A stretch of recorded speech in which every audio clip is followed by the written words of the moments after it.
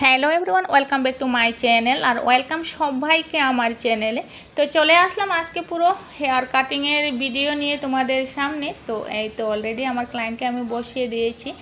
আর আজকের এই হেয়ার কাটিংয়ে প্রথম থেকে আমি শেষ অবধি পুরো ভিডিওটি নিয়ে আসলাম। আর এই তো আমি প্রথমে হেয়ার কাটের আগে হেয়ার পার্টিং করে নিচ্ছি।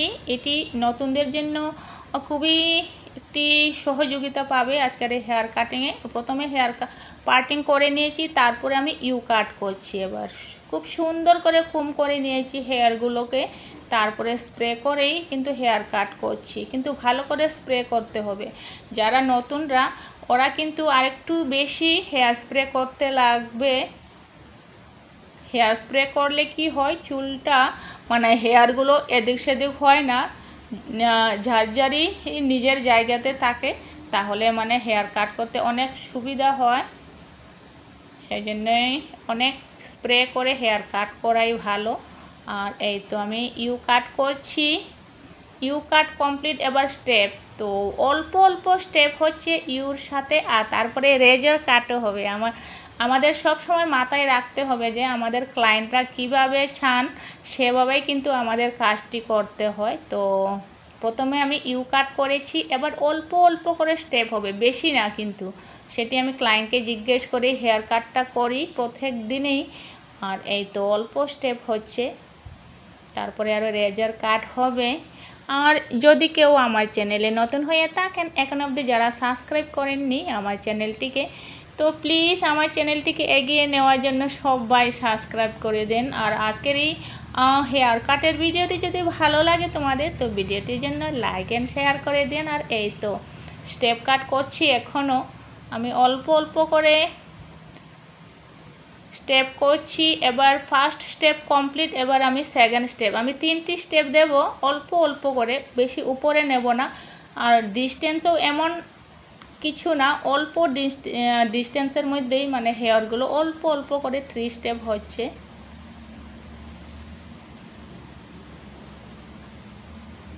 এই তো অল্প অল্প চুল করেই আমি স্টেপটা করছি। এভাবে হেয়ার কাট করলে কোনো হেয়ার উঁচু নিচু হবে না, যেভাবে স্টাইল চাইবে সেভাবেই হেয়ার কাটিংয়ের আপনা আপ হয়ে থাকে, কোনো অসুবিধাই হয় না। এই তো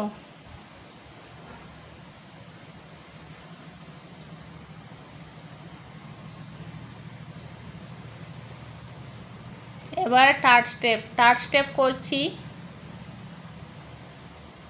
স্টেপ কমপ্লিট। এবার রেজার কাট করছি গাইস। রেজার কাট কিন্তু প্রথমে মধ্যে সীতা দিয়েই কিন্তু রেজার কাটটি আমাদের করতে হয়। এই তো আমি প্রথমে সীতা দিয়ে নিয়েছি, এবার আমি এক সাইড করে রেজার কাট করব।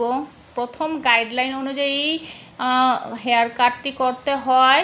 রেজারের প্রথমে আমি অল্প চুল নিয়ে সমান করে কেটে নিয়েছি, তারপরে সেটি গাইডলাইন হচ্ছে সেটাই থেকেই নিয়ে অল্প অল্প নিয়ে এই তো পিছন দিকে রেজার কাট করে করে আসছি। পিছনের চুলের ইউ কাট যে আমি করে রেখেছি, সেই ইউ কাটের সাথেই আমি এই রেজার কাটের মিলিয়ে দেব। এই ধরনের হেয়ার কাটে খুব সুন্দর রেজাল্ট হয়। এই তো আমি রেজার কাট আর ইউ কাটের সাথে পুরো মিলিয়ে দিয়েছি, এই যে দেখতেই পাচ্ছেন। এই হচ্ছে final look razor U step কাটের। তো কেমন হয়েছে গাইস সবাই কমেন্টে জানিও। আর অনেক নতুন নতুন হেয়ার কাটের ভিডিও নিয়ে আবার আসবো তোমাদের সামনে। তো টাটা।